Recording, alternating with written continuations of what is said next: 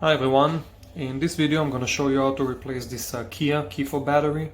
Very common one, used for different years, different models, Sorento, Sportage, Borrego and more. The battery you will need is a CR2032 and you can click on the link below to get it online. Alright, so let's do it. First we have to take the emergency key out, press this button right here and we take the key. Now I take a flathead, as you can see there is a slot right here, okay? Just make sure you take a big enough flathead, okay, not to damage this part. And I insert and I turn clockwise, just like that, okay? And then you see it opens. Once again, right here,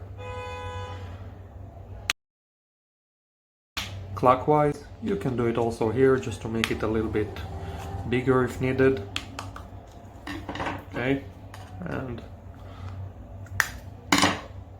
it opens. This is the chip area, this is the battery. So we take the flathead and right here underneath, as I said, the battery you will need is a CR2032, okay? Now this is a good one, I will use it again. Face down, very simple. Put it back, we press, take the key fob, the cover, close it, put the emergency key back, and that's it. You're good to go. No need to program or anything. Let us know what you think. Thank you.